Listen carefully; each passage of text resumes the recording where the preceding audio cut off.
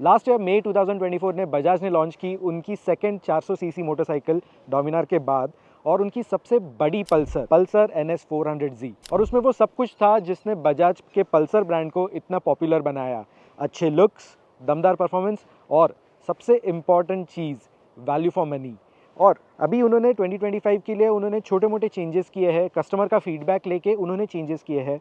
तो देखते हैं क्या क्या चेंजेस हुए हैं और वो रोड पे कैसे ट्रांसलेट करते हैं। सबसे पहले एक चीज़ क्लियर कर देते हैं, कलर्स, ग्राफिक्स, बेसिकली जो बाइक के पूरे लुक्स है उसमें कोई चेंज किया नहीं गया है। हाँ, टायर्स की वजह से थोड़ी सी अलग दिखती है, पीछे का भी स्टांस थोड़ा सा चेंज हो गया है, बट वो छोड़ दिया तो कोई चेंज नहीं है, ज़रूरत है नहीं। अच्छी दिखने वाली मोटरसाइकिल है, एग्रेसिव स्टांस है उसका, प्रोजेक्टर LED हेडलाइट है, Z शेप DRL है, तो उसकी ज़रूरत नहीं थी। सबसे ज़्यादा चेंजेस हुए हैं इसके इंजन में, पावर बढ़ गई है, वो एक बहुत इंपॉर्टेंट फिगर है। पावर पहले 40 PS थी, अभी 43 PS हो गई है। इसके साथ साथ जो रेड लाइन है वो 9700 RPM थी पहले, अभी 10700 RPM हो गई है। ये लेकिन इम्पॉर्टेंट बात है कि ये जो रेड लाइन है ये सिर्फ स्पोर्ट मोड में है। दूसरे मोड्स जो इसके साथ अवेलेबल है, राइडिंग मोड्स जो अवेलेबल आते हैं, रेन, रोड और ऑफ रोड मोड, ये तीनों मोड में इसकी रेड लाइन 10,300 RPM है।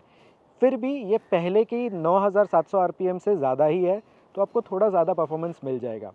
ऊपर से बजाज ने इसका स्पोर्ट मोड जो है वो अलग से कैलिब्रेट किया है।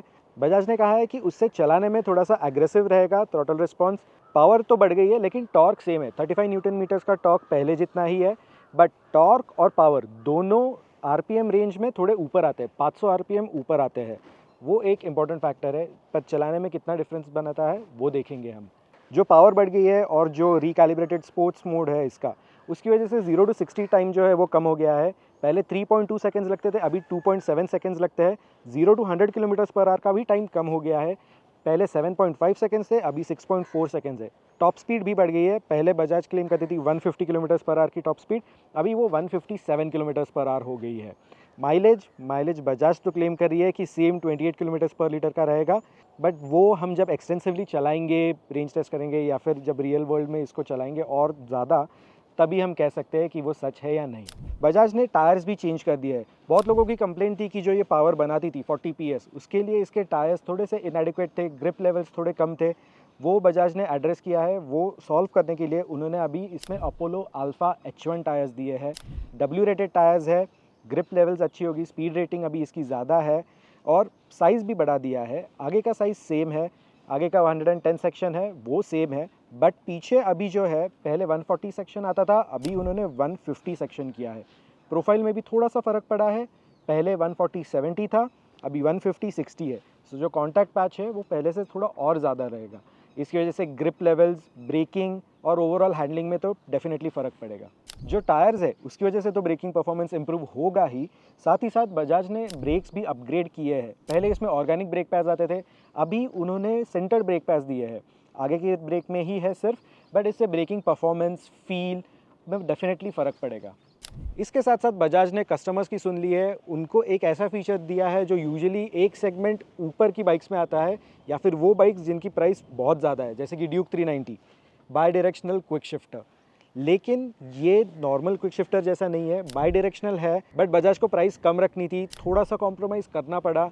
तो बजाज कह रहे हैं कि ये सेंसर्स इसमें कम है, ये प्रेशर सेंसर पे काम नहीं करता, ये गियर पोजीशन इंडिकेटर पे काम करता है, उसके सेंसर पे काम करता है।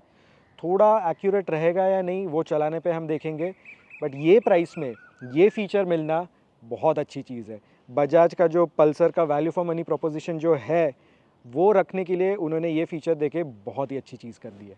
चलिए इसको शॉर्ट ही रखता है। बजाज के किए हुए चेंजेस से कितना फर्क पड़ा है राइडिंग एक्सपीरियंस में? एक वर्ड में, बहुत। मेरा फेवरेट है बाई डायरेक्शनल क्विक शिफ्टर, पर ये KTM जितना स्मूथ नहीं है और हायर RPMs पे ज्यादा अच्छे से काम करता है, और काश ये सभी राइडिंग मोड्स में काम करता, सिर्फ स्पोर्ट मोड में नहीं। जो 3 PS से पावर बढ़ी है और स्पोर्ट मोड का नया थ्रॉटल मैप मिलके परफॉर्मेंस को डेफिनेटली और पेपी बनाता है। Apollo alpha H1 steel radial tyres बारिश में भी अच्छी ग्रिप देते हैं, साथ ही नए सेंटर ब्रेक पैड से फ्रंट ब्रेक की फील और बाइट काफी बेटर हो गई है। सो ये था 2025 बजाज पल्सर NS 400Z का review. Changes engine, brake, tyres और स्पोर्ट शिफ्टर, क्विक शिफ्टर, यही है। ज़्यादा चेंजेस वैसे तो है नहीं, लुक्स में सेम है, थोड़े नए कलर्स, थोड़े नए ग्राफिक्स रहते तो और मज़ा आ जाता, थोड़ा सा डिफ्रेंशिएट करने में हेल्प हो जाती। बट जो चलाने का एक्सपीरियंस है वो तो ऑब्वियसली चेंज हो गया है, जो भी चेंजेस बजाज ने किए हैं उसके साथ साथ।